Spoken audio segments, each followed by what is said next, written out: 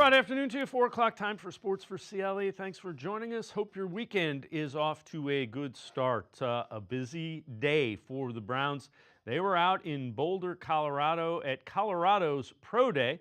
They got to see a couple of the prospects they are looking at. Jimmy Haslam, Andrew Berry, Kevin Stefanski in the front office in Boulder, and getting a look at Shedeur Sanders throwing the football. Sanders, one of the guys that's been connected with the Browns in the draft at number 2.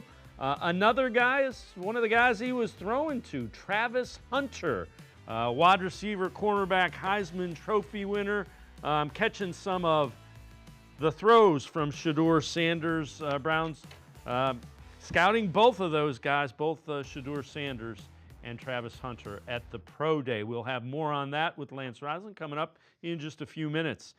Emmanuel Acho and former NFL quarterback Chase Daniel talking about the potential fit for Shedeur Sanders with the Browns. I would suggest there's no better coach fit scheme than probably the Cleveland Browns. It's very friendly for quarterbacks. We want to run the ball. We want to run the ball first. We got a coach in Kevin Stefanski. I think he's been coach of the year twice in the last 5 years. A brilliant offensive mind. Some would suggest he's a mastermind offensively, and not a lot of pressure on you if you're Shedeur. Browns have the number 2 overall pick. So is it just about fit and scheme, or do you think that Shedeur isn't necessarily worthy of a number 2, number 3 overall pick? The last place I want to go is the Cleveland Browns. I don't care about Stefanski. Stefanski's a great coach. The Cleveland Browns is where quarterbacks go to die. And we've seen it time and time and time again. They play in a very difficult division. And again, Chase Daniels kind of pointing out how the struggle has been for quarterbacks with the Browns. Tony Grossi, longtime Browns beat reporter from ESPN Cleveland, talking about how far Shedeur Sanders could eventually fall. I got to admit, this Geno Smith contract has caused me to rethink that. I thought the Raiders were the floor at 6. So unless they pull an Atlanta Falcon move and draft Shedeur after signing a veteran to a big contract, it could go outside the top 10 now. I didn't think that 24 hours ago, but now I could see where it could happen. Tony, and I don't know where the floor is. Once you get in the middle of the draft, it's like it could be a free-for-all.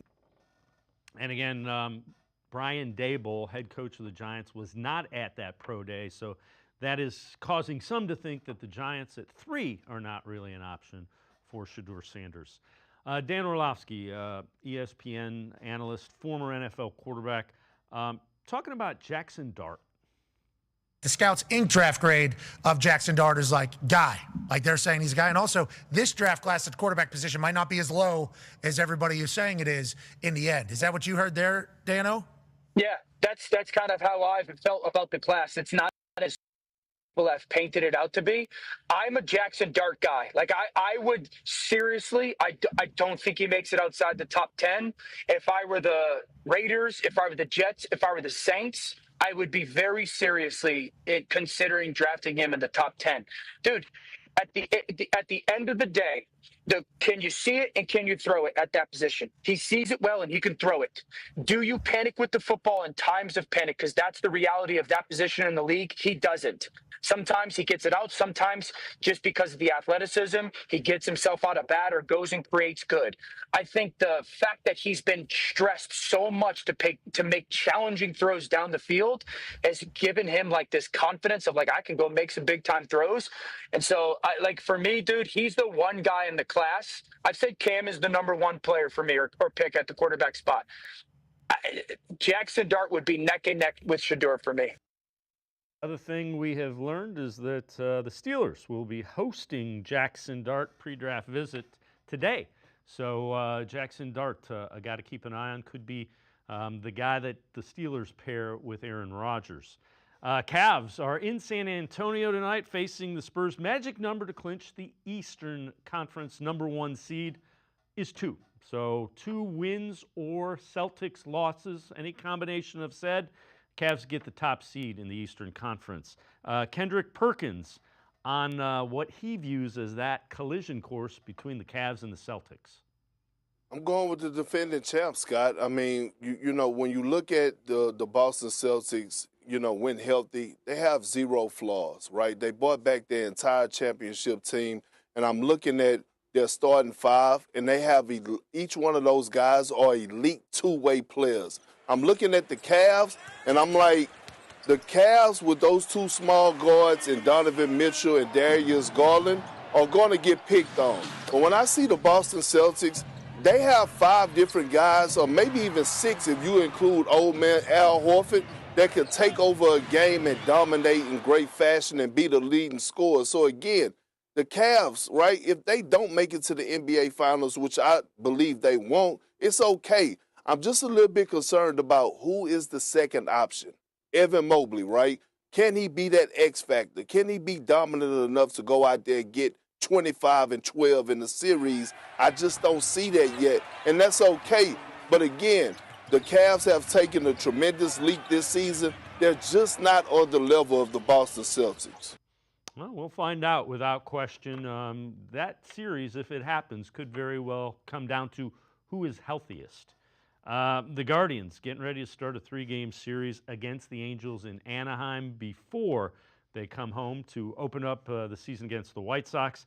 And let's hope the day off they had yesterday helps, because the offense was not good against the Padres. In the 3-game series in San Diego, Guardians batters struck out 33 times. I admit, small sample size, but this offense has to move guys around and get on base. It can't rely on the long ball. It's not built that way. So when you don't put the ball in play, they are going to struggle to score, and they definitely did. It hasn't been just 1 or 2 guys. It's been pretty much the middle and the bottom of the order. Here's a look at some of the numbers, and they are not pretty. Nolan Jones hitting 200, 15 at-bats, 3 hits, 7 strikeouts. Rocchio hitting 188. It was so good in spring training and in the playoffs last year. Lane Thomas has struggled, hitting a $143. Bo Naylor, $118. John Kenzie Noel, now it's only 9 at-bats, but he only has 1 hit. He's hitting 111. Again, Gavin Williams will be on the mound tonight to face Jose Soriano. It'll start a 3-game series before they come home Tuesday for the home opener. We're going to step aside, take a quick timeout. We are talking more Browns. Lance Reisland from the Plain Dealer, cleveland.com, joins us. Sports4CLE, be right back. Stay with us. The Ohio Lottery Partners in Education program is dedicated to recognizing exceptional students, teachers, and schools throughout Ohio. Scan the QR code on screen to nominate students and teachers as Academic All-Stars and Teachers of the Month. They must be currently enrolled or teach in grades K through 12. Is your K through 12 school developing students' literacy skills to achieve success in reading? If so, you can nominate your school for the School of the Year. Students can win $100, teachers can win $500, and schools can win $2,500. Scan the QR code, fill out the forms, and nominate deserving students, teachers, and schools today. The Ohio Lottery Partners in Education program takes pride in honoring exceptional students, teachers, and schools across Ohio. Submit your nomination today. It's fun, fast, and free.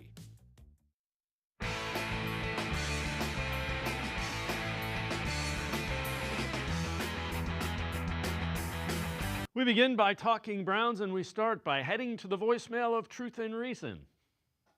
Hi, this is Fred, all lifetime Cleveland fan. I'm just amazed that the Cowboys just traded for Joe Milton for a 7th round pick. I mean, why doesn't our GMs look into deals like that?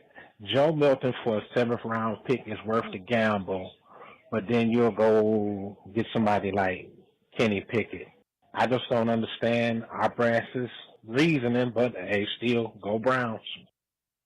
All right. Well, actually, it was Joe Milton and a 7th round pick for a 5th round pick. Milton's 25. Kenny Pickett is 26. And Kenny Pickett is what the Browns got for DTR and a 5th round pick. So it's similar compensation, I suppose you could say. And the difference in production is pretty noticeable. So Kenny Pickett, 30 games. Joe Milton played 1 against 2nd and 3rd stringers, the Bills, when they were sitting everybody. And again, I'm not a huge Kenny Pickett fan. Don't mistake me for saying that. But Kenny Pickett, relative to Joe Milton, if you were telling me you liked Joe Milton, you wanted him instead of drafting a quarterback, I get that. Let's welcome in Lance Reisland from the Plain Dealer at cleveland.com. The other thing, you can say a lot of things about Andrew Berry. He's done pretty well trading fifth-round picks. It was a fifth and a sixth for Jerry Jeudy, a fifth for Amari Cooper. It was a lower-round pick for Zadarius Smith the first time around. So he hadn't drafted great, but he's made some pretty good trades. Well, yeah, the salary cap, which I don't know a lot about, in the late round have been fantastic for him. Now, Joe Milton, to me, when Joe Milton came out, obviously he was at Michigan and then he was at Tennessee. He has a lot of physical tools, and there's coaches out there that say, I can work with those physical tools. But there's some recognition issues that I had with him. There's some accuracy issues I had with Joe Milton, but he has all the physical tools. He can throw it a mile. He can do a bunch of really good things. But what a guy like Kenny Pickett does, and I think Browns fans need to understand that when they're looking at a quarterback, a guy who's elite can struggle with Kevin Stefanski for some reason, but guys who don't maybe have as high a ceiling, they do very well. And I think that's what Kevin Stefanski, within structure, Kenny Pickett's been very good. Now, can he be an all-star? I don't think so, and maybe I'm wrong. But when you get in the right system and you have the right pieces around you, that's what I think, whether you like it or not, that's how they're thinking. And they have a plan. But, yeah, the experience, Kenny Pickett's won multiple games, double-digit games in the NFL in meaningful games against really good defenses. He's had his issues, turnover issues, things like that, but he has won games and, didn't give up too much for him. So I'm in agreement. Joe Milton has physical tools. There's no question. But Kenny Pickett's proven he can do it. So I like what they did there, and I like that they didn't go out and get Joe Milton. Yeah, Kenny Pickett is the guy that you have to start because whomever you draft in the second round, third round, even at number 2, you want the guy that you draft at quarterback to be 100% ready. And Kenny Pickett's a guy who's done it in the NFL. He's 15-10 in the NFL. And again, don't mistake this. I am not a Kenny Pickett. I'm not going, let's get Kenny Pickett out there. But if you have to play him, you can win with Kenny Pickett. Well, and they need Dan Labby brought this up yesterday, and I thought it was a really good point. They need guys in that quarterback room who have experience. So whether Kenny Pickett's the starter, whether they brought in traded for Kirk Cousins, and Kenny Pickett is now the third guy or the guy holding it down for whoever they draft, they need a guy who has experience who can explain what's going on to young quarterbacks, who can explain what's going on to whoever is in the game and be another set of eyes. And they just need a revamped quarterback room where everybody's on the same page. But Kenny Pickett's a guy who has a ton of experience. If he is the starter, Kevin Stefanski's system will allow him to reach his floor, right? He'll be able to get to as good as he can get. Kevin Stefanski's proven that with guys, Joe Flacco, Jameis Winston, when he's not turning the ball over. He threw a lot of really good things and did a lot of really good throws and did a lot of really good things. I like Kenny Pickett. I think Kenny Pickett can be successful for what the Browns are looking for him to be, and that's a transition guy to whoever they get this year, next year, whatever that may be. All right, so Colorado's Pro Day was today out in Boulder, Colorado. Nothing too crazy. Shedeur Sanders the last 3 years of Jackson Satan and Travis Hunter catching it at wide receiver. Guys that the Browns are considering. You saw Jimmy Haslam there as well. Browns have been linked to both Shedeur Sanders as well as Travis Hunter, who they would plan at playing at wide receiver. Browns a big contingent there. Andrew Berry, Kevin Stefanski, Jimmy Haslam, several other members of the front office. Cleveland.com's Mary Kay Cabot asking Deion Sanders about his chance to talk with Browns owner Jimmy Haslam. It was charming. It was engaging, and it was cool. It was all right. He's a good guy, and I like it. I like him. Coach, I think one of those guys is going to be there. In Lance, he was referring to Travis Hunter and Shedeur Sanders. He thinks one of his guys is going to end up with the Browns. I'll tell you what, I've been asked this. There's not a question that's been asked more about these two guys, especially Sanders. But obviously, if they go with Hunter, then they maybe have other plans at quarterback, trading for Kirk Cousins. I think the perfect quarterback room for what is happening would be Cousins, Sanders, and Pickett, because that gives you a lot of eyes. It gets you 2 older guys that can help a younger guy. Obviously, Cousins doesn't want to be anywhere. So if they took Hunter, then you got to go out and get. Would you go out and get Cousins? I don't know. Hunter is a tremendous talent on both sides of the football. He can really help. He's a touch guy in offense. You don't have to run a lot of routes with Hunter. You can just get him we used to call those guys, space guys, green guys. Find green grass, get him the ball, and let him play, and don't overthink it. Sanders is a guy that I'm really high on. Other guys aren't. And if you look at the quarterback position, guys who a lot smarter than me when they're breaking down film have struggled picking with quarterbacks as well. And there's an it factor that you can't measure when you're looking at quarterbacks, no matter who's breaking down. There's no one, in my opinion, there's no one as good as Dan Orlovsky when it comes to breaking down quarterbacks and how they're going to be good. And he said how hard this breakdown has been. So it's just a guy, if you're a guy, you believe in what he does. I do. I think for me, accuracy and anticipation seem to really carry really, really well into the NFL. And he's elite at both of those. So I like Sanders. If I had people have asked me if I had the number 2 pick, yes, I would take Shedeur Sanders at number 2 because of that accuracy and anticipation. So another team that has been somewhat connected to Shedeur Sanders is the Giants.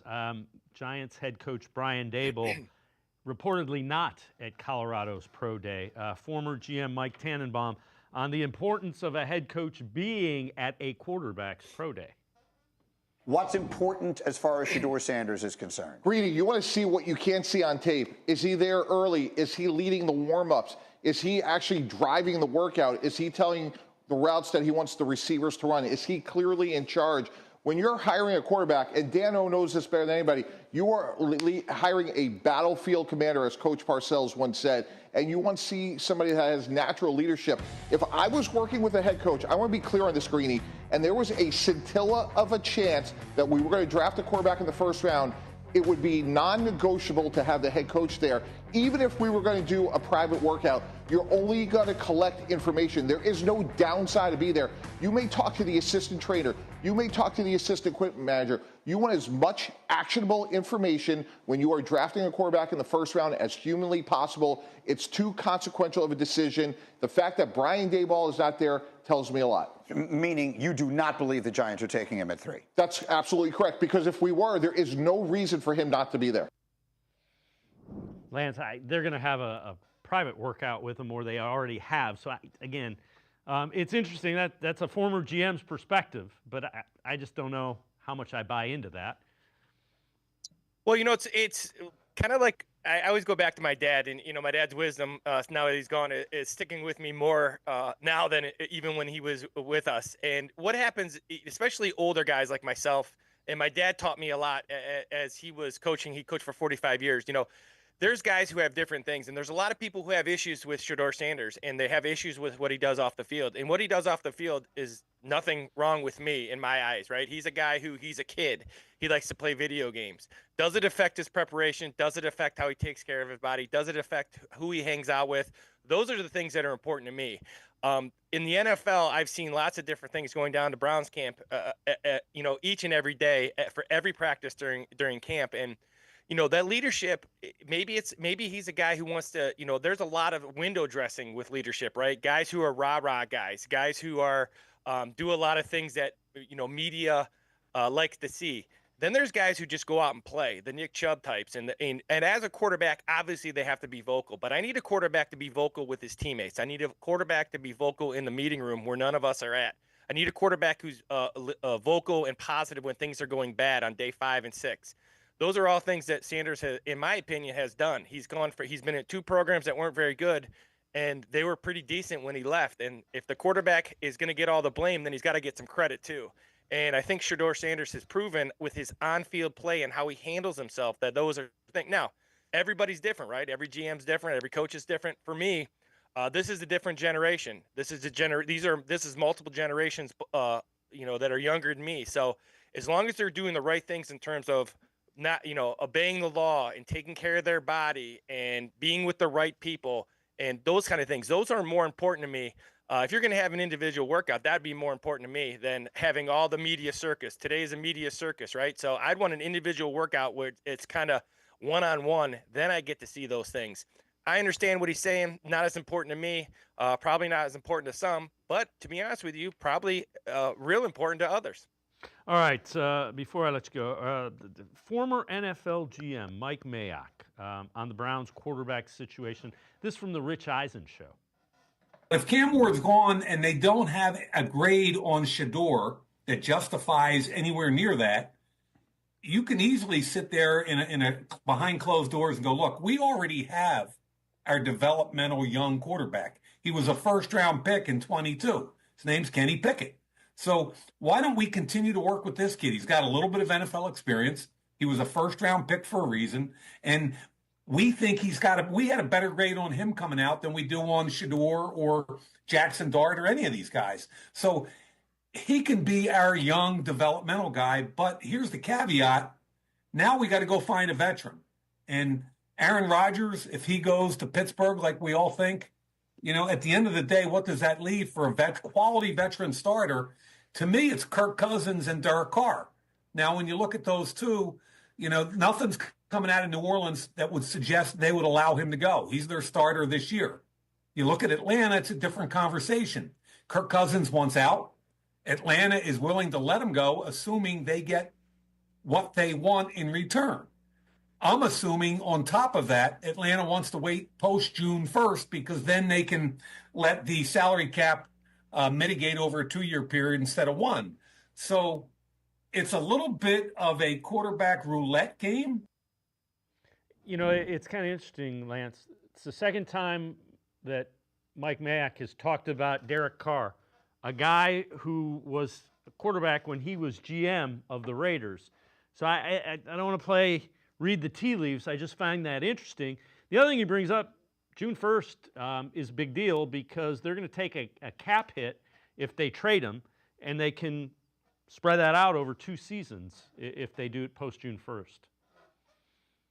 Well, the thing you get those 2 clips that you showed, first, what they show me is the ultra confidence of guys who are in charge of making the NFL, and it goes to show you that when you think about the Browns and you think about Andrew Berry, they don't really care what everybody else thinks, and they have their own plan and how they think, and I think that's a pretty good trait. And Mayock's a guy who he's done a lot of good in some questionable things in the eyes of many, but they don't care, and they're ultra confident in what they do in their plan. So right now, the only thing that I would probably tell you that's probably true is that Andrew Berry has a plan, and he really doesn't care what everybody else thinks of his plan. And to be successful in the NFL, I think that's an important trait. To be successful as a quarterback, I think that's an important trait. You better have tough skin, right? And my dad told me, if you're going to be involved in a game of football and you're going to be a coordinator, you're going to be a coach, you better have tough skin. And that goes the same for general managers. And that's kind of what these guys, when you're showing me these clips, that's what I'm seeing. I'm seeing this ultra confidence in these guys who have made a lot of decisions in the NFL. And that's a good thing. And Andrew Berry kind of rubs off on you that way too, along with Kevin Stefanski. Now, does it mean they won't be around? Sure. I mean, they could be around or they could get fired, but they better believe in what they believe in. And if their plan is to go out and get Kirk Cousins, then you're probably going to go out and get Travis Hunter or Abdul Carter. If not, and you think you need a guy, then you better go get Shedeur Sanders. So it's interesting, but that's what really those clips showed me, is the ultra confidence and almost arrogance of these guys, but that their plan is the best plan, and I'm okay with that. Lance Reisland and I get to step aside, take a quick time out. Other side of the break, film breakdown, video analysis of some of the safeties the Browns may be looking at in the draft. Remember, they need a kind of one hi-hat, a free safety type that's coming up on Sports4CLE. Stay with us. We're out here busting common lottery myths by talking to real players just like you. And you, sir, what's your name? Where are you from? Tom Burrell from Lexington, Ohio. I'm playing Powerball. I use AutoPick when I pick my numbers. Do I have better, worse, or the same odds? Same odds. I'd say better. I still think worse. Same odds. He's got it. It's the same. AutoPick, numbers you pick, same odds. Either way, he has it. He has it, folks. He already knows. You can learn more by going to ohiolottery.com/knowtheodds.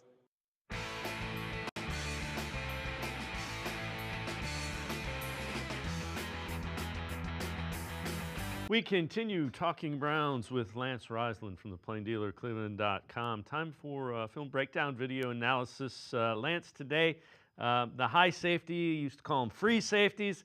Basically, the Browns moved on from Juan Thornhill. It's kind of the guy that is the last line of defense and needs to do a lot of things well? Well, there's another position in the draft that's pretty deep, in my opinion. I really like these guys on film, but the Browns need a guy who's in that deep guy, right? So the guys you'll see today are more guys that I'm thinking will be the last line of defense, right? So when you see the game, you're the guy who's the deepest, right? And Juan Thornhill is that guy. But the thing that Juan Thornhill was unable to do, and I understand he didn't hustle and all that kind of stuff, but more importantly, he's got to create turnovers and he's got to be a sure tackler. That guy who's back there, remember, they're in a pressure front, and if occasionally a team will break through. And when you're in a pressure front, you're counting on that safety to make that tackle. You're also counting on that safety to play over top and kind of intercept balls because there's going to be pressure on the quarterback. So he's got to be over the top. There's a number of guys in this draft, 3 guys in particular that I really like that can really fill that role. Another spot that the Browns need to improve upon is that one high safety, assuming that Grant Delpit's going to be down in the box more where he excels. All right, first guy we're going to look at, Malachi Starks, Georgia. Listed 6'1", 197 pounds. What do you see when you look at Starks? Well, Starks is an elite ball, as you're going to see here. So he can cover. Well, here's they run a slot fade here. He's going to do a great job of turning his hips. He's got really fluid hips. It's a guy who's going to be a late first rounder, second rounder. He does everything well. So his ability to run, tackle in space, he can play down in the box, so he can be versatile if needed. The thing you like about him is his ability to run, right? So these guys that are these one-high guys, they have to believe in what they see. So if the offense is doing something, they have to trust it, and then they got to pull the trigger and go because these guys are so fast. Malachi Starks is a guy who ran a 10.55 in high school in the 100 meters, so he's only a 4.5 guy, but you're talking 10.55 is elite track speed. He's a very physical guy.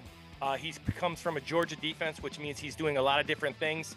So this is a guy who can not only play the one high hat, but he can go down in the box too if needed, if they rotate with Delpit.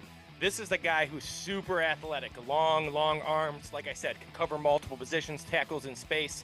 Just a really good player. My number one safety in the draft just because of his athletic ability and ability to play in space and do so many things, which is what Jim Schwartz wants in that defense. And again, we've seen that Andrew Berry and the Browns like guys from bigger schools like Georgia and like where our second guy, Xavier Watts, Notre Dame, similar size, 6 foot, 203. What do you like about Watts?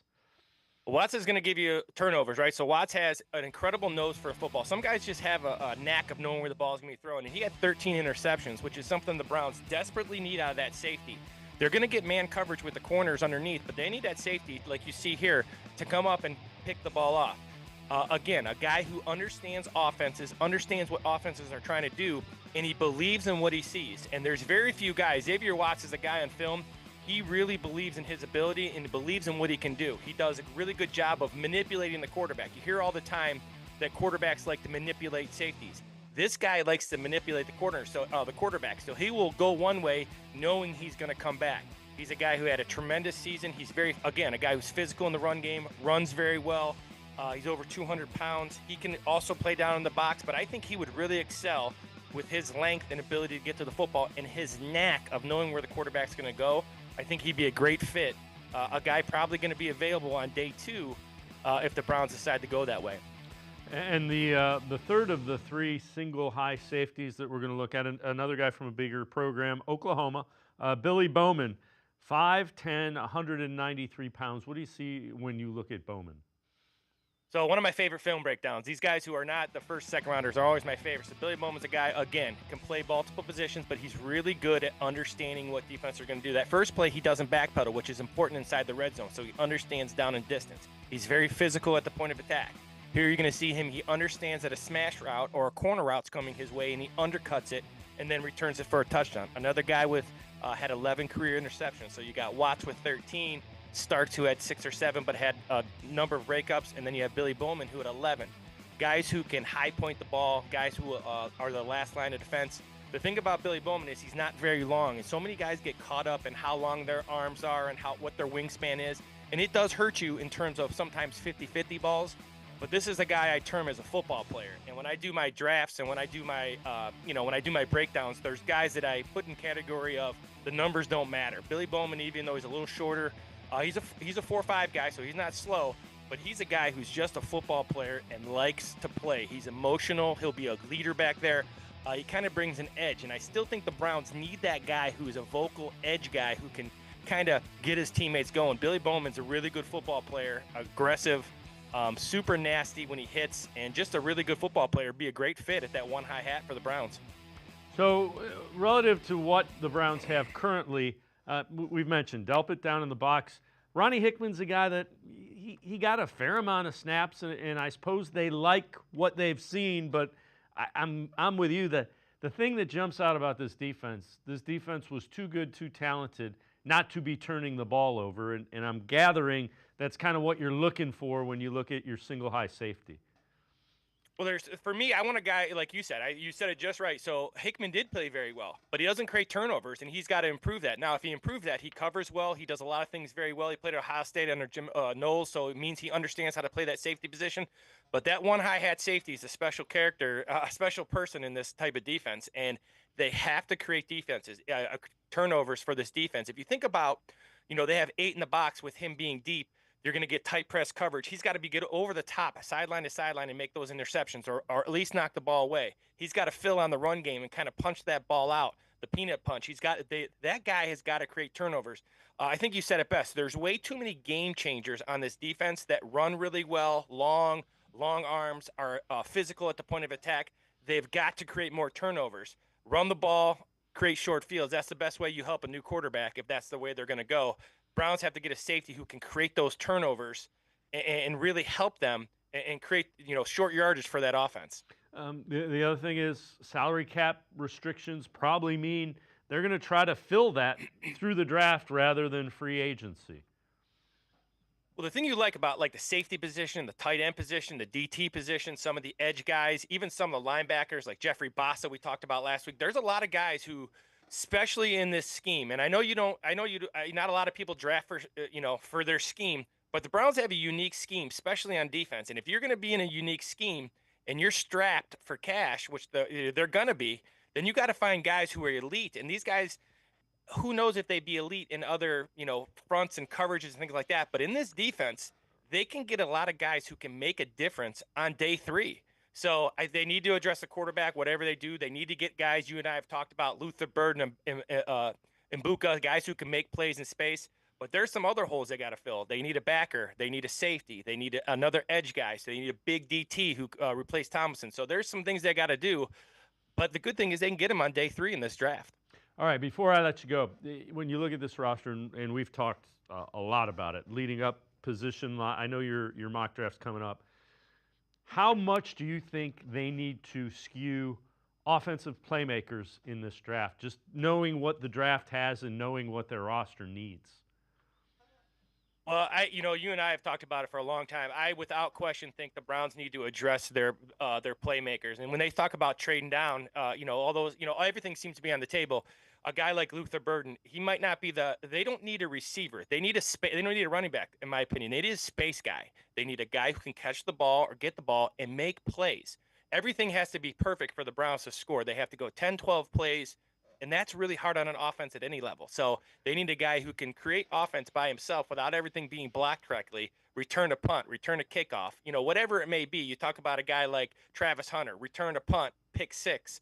Put him in there, touch the ball in space. There's things like that. So they have to find guys who can get them easy yards if they plan on getting back to being competitive. Until then, it's just too much to go 10, 12 plays every time they get the football. Lance Reisland, as always, great stuff. Appreciate the time and the insight. Thanks very much, Lance. As always, thanks for having me. Lance Reisland, make sure you check him out. Cleveland.com. Always really good and insightful film breakdowns and video analysis. We're going to step aside, take a quick timeout. We continue talking Browns on Sports4CLE. Stay with us. Come back to go forward. Back to learning new things. Back to pursuing your dreams. Tri-C has flexible learning options to fit your life. And every year, more than 1,000 local companies provide Tri-C students with real-world learning. The right education can boost your lifetime earning power by hundreds of thousands of dollars. Start now with a college education you can afford. Tri-C, where futures begin.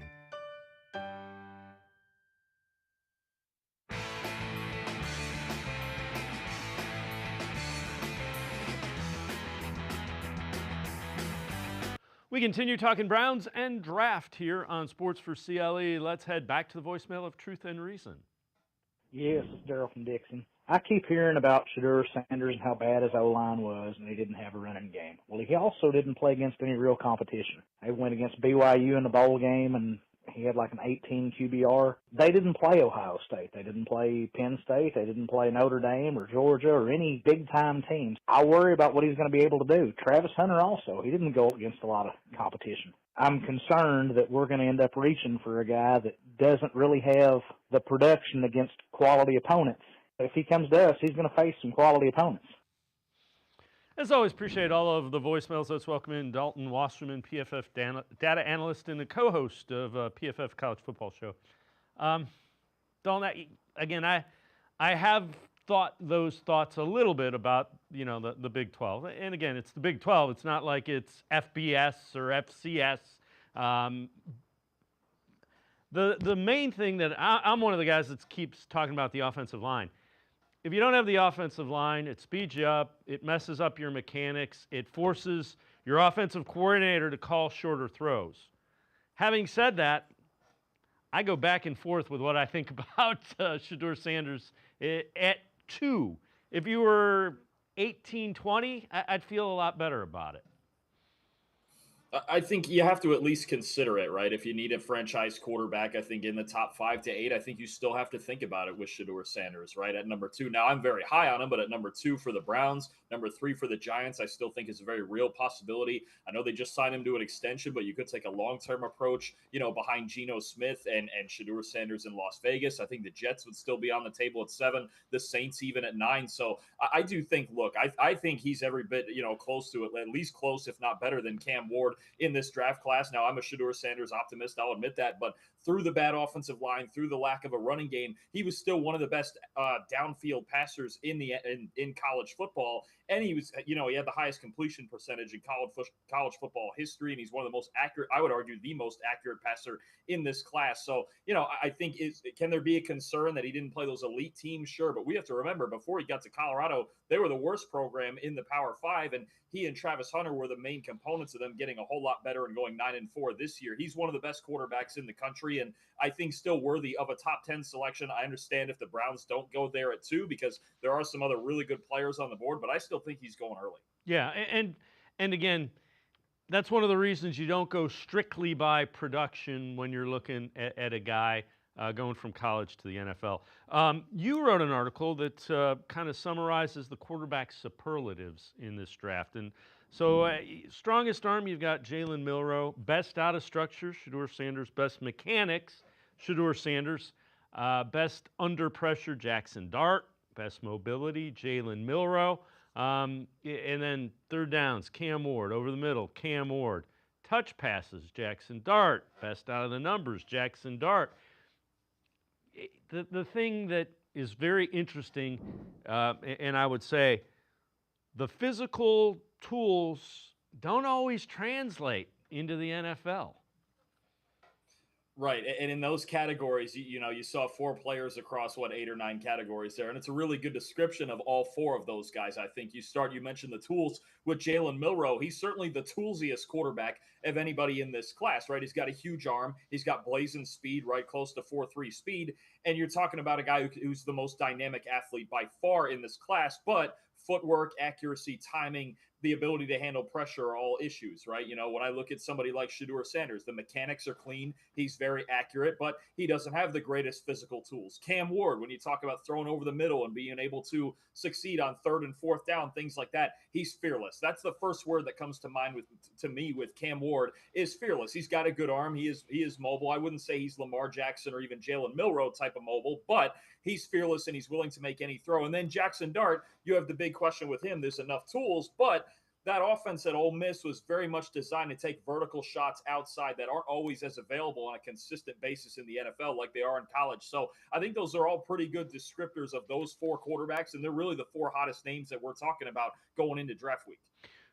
When you look at a college quarterback, what do you think is the thing that allows them to have success in the NFL? And I know if you had the simple elevator pitch answer, you'd probably be drafting for an NFL team. I have something in mind, and I'll tell you after I hear what you have to say.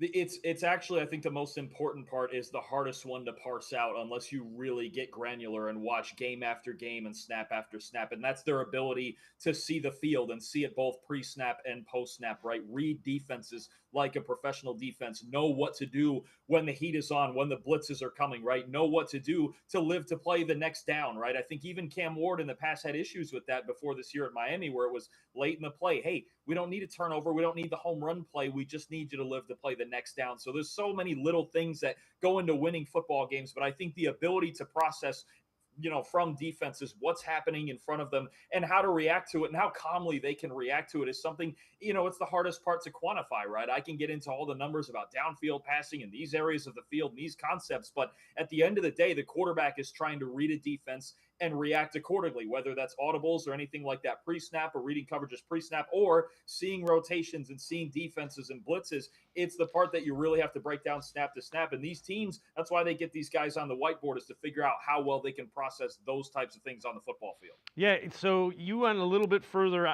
How do you maneuver in the pocket in order to be able to process? When a quarterback figures out how to do that, I think they end up being pretty successful in the NFL. You also wrote another article, the evolution of drafting quarter. Take us through that. What's changed from years ago up until now? Yeah, I think what you have is, let's say 20 years ago, let's say when you had the famous class with Ben Roethlisberger and Eli Manning and Phillip Rivers, right? And you look at the archetype of those classic pocket passers, right, that we don't have as many of in the league outside, I would say, of, Matthew Stafford and Aaron Rodgers and maybe a Jared Goff. You just don't see those statue-type quarterbacks anymore. And I'm not saying they all have to be athletic on a level of Josh Allen or Lamar Jackson, but you see it even in other guys, Joe Burrow in Cincinnati, C.J. Stroud in Houston. You have to have a little bit of athleticism, a little bit of improvisation to your game, or it makes defenses' lives a lot easier. The hardest thing to defend in football is the running quarterback, right? Whether they do it 10 to 15 times a game like a Lamar or like Jaden Daniels, or even if it's 3 to 5 times a game. How many times in his career have we seen Patrick Mahomes take off and run, maybe 3 times in a game, but those end up being the 3 biggest turning points in that football game, right? So I think to have some level of athleticism is something that gets taken into account now. I think that's the biggest question with somebody like Shedeur Sanders. Is he a good enough athlete to improvise just a little bit? I would say yes, maybe even if it's on the lower level of somebody like a Joe Burrow, but that's why there's questions now. The physical tools and the mobility go into these evaluations more than ever. So I know one of your colleagues at PFF, Max Chadwick, did the superlatives with the running back position. Let's take a look at some of those. So best long speed, Ashton Genty. Best balance, Ashton Genty. Best footwork, RJ Harvey. Genty with the best vision, the best elusiveness. Best short yardage is Cam Scattaboo, and he is also the best pass catcher and most determined runner. And Taj Brooks from Texas Tech is best pass protector. So obviously, Genty, a lot of people have him going to the Raiders top 10. When you look at a guy that you think is going to be their third round, when the Browns likely are going to be looking, the earliest the Browns would be looking, who's somebody that you think would be valuable?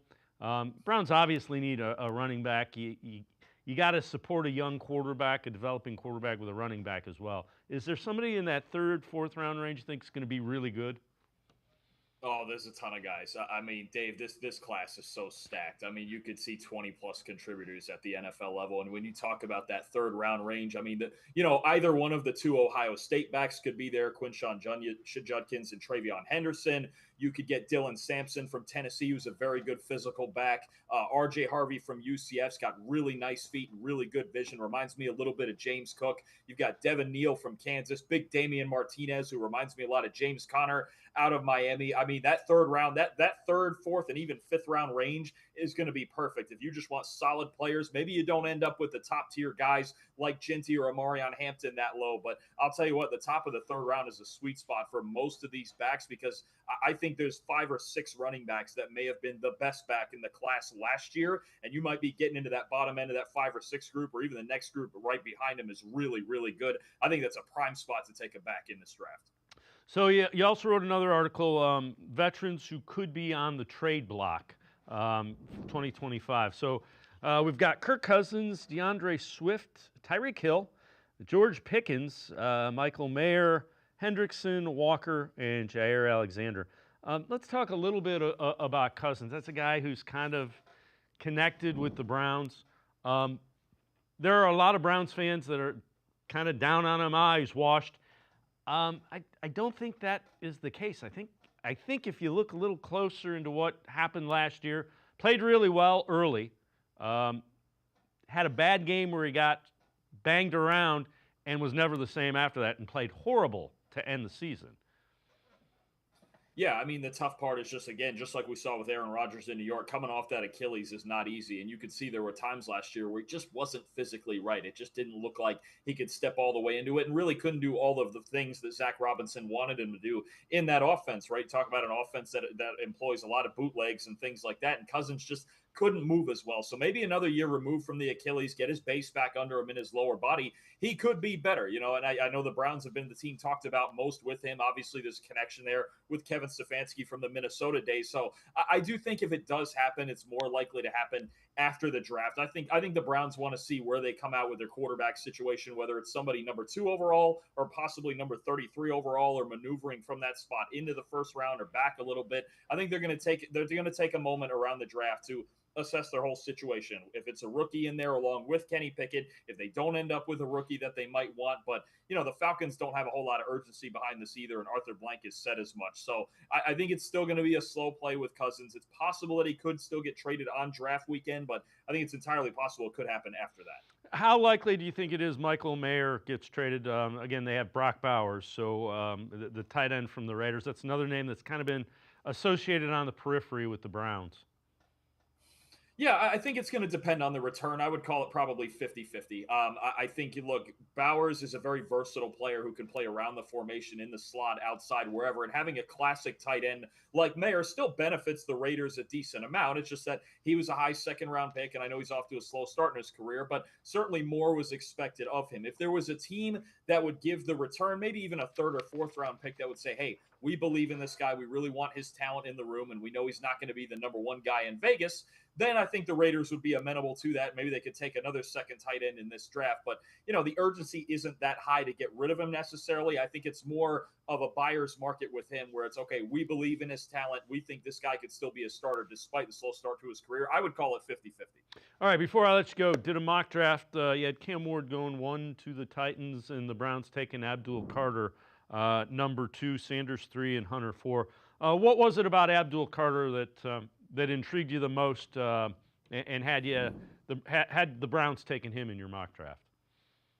Honestly, I went with the first 2 picks because that just feels like where the noise has taken us, right? It feels like almost a formality that Cam Ward is going first. And Carter, look, personally, I'm not sure that I would do it. I would highly, highly consider Travis Hunter, considering the help the Browns need at receiver and at cornerback. But the noise sure feels like that's going to be the pick, is to pair Abdul Carter with Myles Garrett. And I get it. Look, we've got a Micah Parsons comparison with Abdul Carter in the PFF draft guide that just dropped this week. So I get it, and it's the comparison's easy. Excellent pass rusher, linebacker convert, Penn State, all that stuff. And to pair him with Garrett is scary. If they can improve the rest of their team, quarterback, running back, and then those perimeter players as well, then you could see a road where it makes sense. But they really need to nail the rest of this draft if they're going to take Carter first, because the offense is still going to be a problem.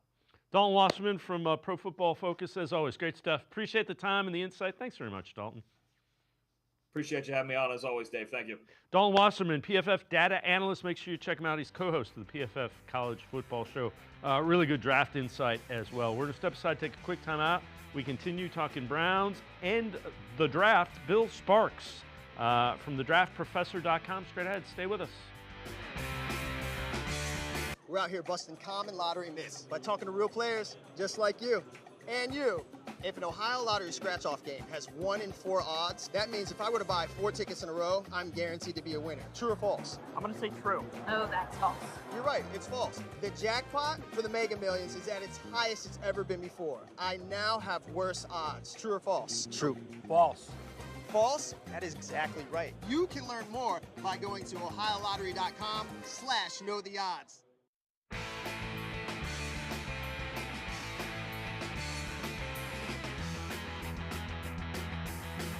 We continue talking Browns and draft here on Sports for CLE. Albert Breer from Sports Illustrated and the Breer Report with how he sees the quarterback position kind of unfolding over the next few weeks for the Browns. I think the likelihood is they have Kenny Pickett there again as their baseline, that they potentially draft a quarterback on the second day of the draft. And if they come out of the first day of the draft without one, that's where I think they could make their move for Kirk Cousins. It's been well established. Kirk Cousins wants out of Atlanta. He wants to go somewhere where he's going to have a chance to play. He has said that to Falcons ownership. I was in a small media session with Falcons owner Arthur Blank, who said he's comfortable paying what they're paying for Kirk Cousins to be their backup quarterback. You've got a little bit of a standoff there. Cousins has told other teams that Cousins camp has told other teams that he will not waive his no trade clause until after the first day of the draft. So what happened to him last year in Atlanta won't happen again. But I think there's a good chance that we get to Thursday night of the draft. The Browns wind up taking Abdul Carter second overall. And then on Friday morning, they double back with the Falcons. They work something out with the $27.5 million that he's guaranteed for 2025. Maybe there's some sort of split of the money there. The Falcons get to clean the slate for Michael Penix. They get to save some of the money, which includes the $10 million guarantee for 2026. And the Browns have their starting quarterback for this year and a guy who has experience having worked with Kevin Stefanski as his quarterback's coach in 2018 in Minnesota and then his offensive coordinator with the Vikings in 2019. Let's welcome Bill Sparks, writer and analyst for DraftProfessor.com and TWSN to the show. Bill, appreciate it. Your thoughts on, Kirk Cousins and the Browns potentially acquiring him? Yeah, so Albert talked about it. Obviously, the connection between Stefanski and Kirk Cousins is there from their time in 2018 and 2019. But when you look at what it's going to take, the first thing you have to conversate is the draft capital. What are you going to have to give up to acquire Kirk Cousins? The second thing, that contract, Albert talked about it. Who's going to eat the money? Is it going to be Atlanta? Is it going to be Cleveland? If Atlanta eats the money, could they ask for more capital?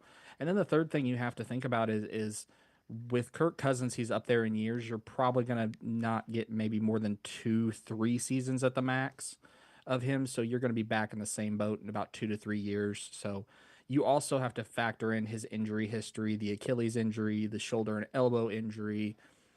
How much of Kirk Cousins do you have left?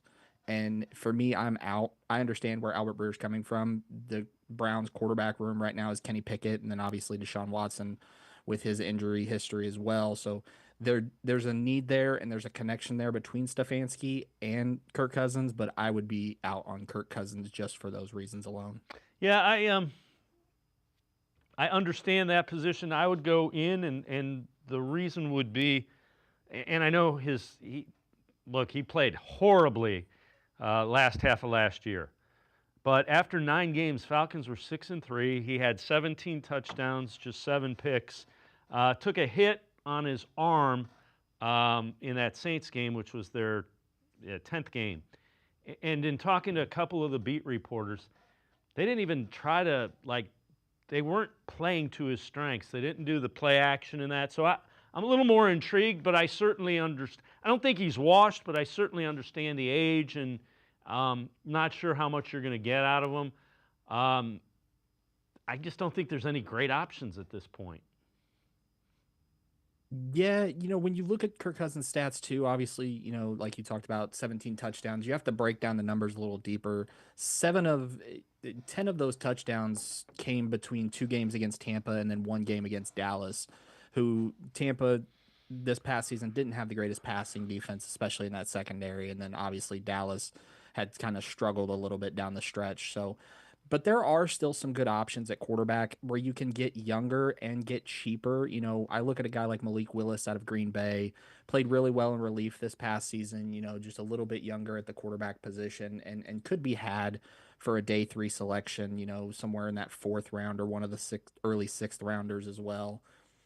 Obviously, another option if you're going to go quarterback and you want to trade for it, Tennessee's in the quarterback market. They've been connected to Cam Ward pretty heavily, which makes Will Levis available.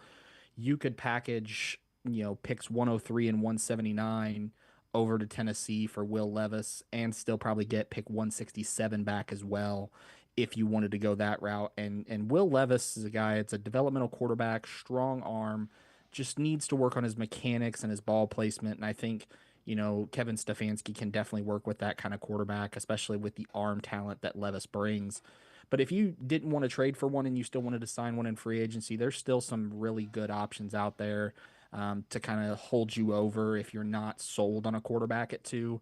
Obviously, there's Carson Wentz, of course, had some down years in Indianapolis, but had some really great showings while he was in Philly as well.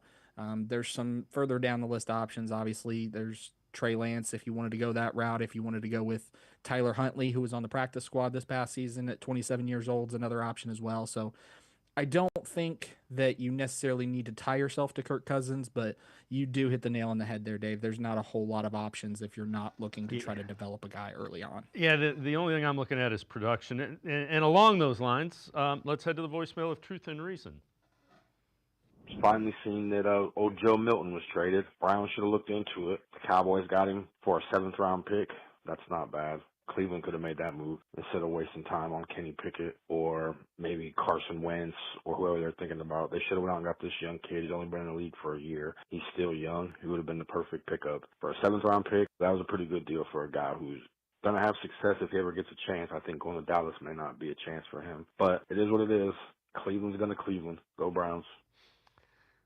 Actually, it was Joe Milton and a 7th-round pick for a 5th-round pick. And I would push back a little bit. Joe Milton's played one NFL regular season game late in the year, and he played well. Watched the game, thought he looked great. Kenny Pickett has played in 30. Now, I'm not a huge Kenny Pickett fan, but you've got to have somebody, if you're taking a quarterback, especially if you're not taking him at 2, you got to have somebody that can run an offense and can be comfortable and can move the football. Joe Milton, if you don't want to draft a quarterback, if you wanted to do Joe Milton as opposed to drafting a quarterback, I could see that. I don't see him getting him as a back. He's played one game, and he's only a year younger than Kenny Pickett, who's played in 30. Yeah, no, I 100% agree with you. The thing is, when you look at it face value, Kenny Pickett was a 1st-round selection for Pittsburgh, and he held that offense over in Pittsburgh. Was he the greatest quarterback on turf? No. Did he light the world on fire statistically? No. But he held that offense above water. Joe Milton, a late day 3 selection in the 6th round. When you look back at his tape at Tennessee, there were a lot of accuracy problems. There were a lot of ball placement concerns. He had a really great arm and he had a really great athletic ability, but that one game that he played against Buffalo that everybody points to, we have to understand there were 2nd and 3rd string guys out on that field. Buffalo was sitting every single starter that they had for the playoff run. So I would hope that he looks good against 3rd stringers. If not, then there's another concern. And for me, if I have the option of a guy like Kenny Pickett, who was the 1st-round selection just 2 years ago in 2022, versus a day 3 selection in Joe Milton, I'm going to take Kenny Pickett because he obviously showed something to go round 1 to Pittsburgh. So let's go this route. Number 2 overall. If you're Andrew Berry, what are you doing? So if I'm Andrew Berry, there's 2 conversations that I'm having here, and it's both of the kids from Colorado. It's Shedeur Sanders at quarterback, or it's Travis Hunter, the unicorn, as I like to call him. The conversation becomes, do you love Shedeur Sanders enough to be convinced he's a number 2 overall selection? On my draft big board right now, he's the 14th overall player, so I would have no reservations about taking him number 2 overall, because you have a guy that is probably the most pure passer in terms of timing, in terms of anticipation, in terms of being able to place the ball where it needs to go. There's some questions about arm strength, which I think are unfounded. He can make every NFL level throw that you need him to make. So I like Shedeur Sanders. I would take him number 2 overall. But if Andrew Berry's not convinced and he wants to wait on a quarterback, going Travis Hunter and playing him either full-time at wide receiver next to Jerry Jeudy, playing him at the cornerback position, and now you have flexibility in that room should Ward get hurt, or if you want to move off of Newsome or Emerson, or playing him in some combination, form, or fashion of both, and taking the best overall player in this class isn't a bad decision at number 2. So I can't argue. If you have him ranked in the top 15, yeah, that there's a premium on quarterbacks, and the Browns obviously need one. In addition, right now you've got Jerome Ford, Pierre Strong, deep running back class. Where do you, if you're Andrew Berry, where do you look for a running back? Because you probably need one, maybe two even, because it's such a deep class. And who is available that you would like in that range? Yeah, so the good news is this is probably the strongest running back class in some time. And this is a position where the Browns could not only take one, but two guys. And a couple of guys to look out for. Caleb Johnson from Iowa ran in a wide zone scheme in Iowa and did exceptionally well. Exceptional vision, good cutting ability. The big concern is his long speed. He's not as fast as other guys, but didn't really get caught from behind at Iowa, so it's not really a major concern. Jaden Blue from Texas is another guy to keep an eye out for. A true burner in every sense of the word. One of the fastest running backs at the combine this past year. Great pass catcher out of the backfield as well. Had some concerns with ball security early, which is why he's kind of fell down the board a little bit. But definitely looked like it corrected its way as we made it through the season. And then, of course, the final one, DJ Giddens from Kansas State, a pure runner. Really great as a runner, but he's kind of raw everywhere else. So if you're going to take him, it'd be closer to the day 3 range.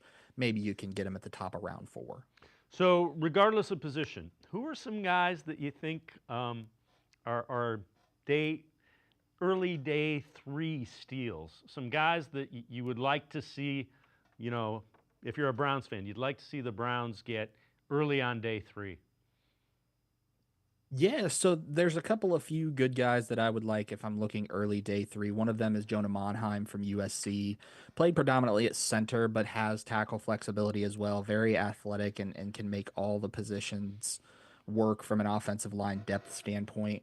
Another one is a HBCU prospect, Carson Vinson from Alabama A&M. Just a true left tackle prospect, but could play swing tackle. Really violent. He arrives with violence and leaves with violence, and that'll definitely endear him to the Cleveland faithful. And then obviously going offensive tackle yet again, Holland Pierce from Rutgers at 6'8", 341, with a long wingspan, just a true mountain of a man. I could almost say almost as big as DeJuan Jones, if not bigger. You'd put him at left tackle or right tackle and just have two giant mountains on either side of the line protecting whoever the quarterback may be in 2025. Bill Sparks, appreciate the time and the insight. Thanks very much, Bill. Yeah, no, thanks for having me on. I appreciate it. Bill Sparks, make sure you check him out. Writer and analyst at the draftprofessor.com, also TWSN. Really good stuff. So again, we'll try to get Bill back on. That'll do it for this edition of Sports for CLE. Have a great weekend, everybody. We will see you back here Monday at 4 o'clock on Sports for CLE.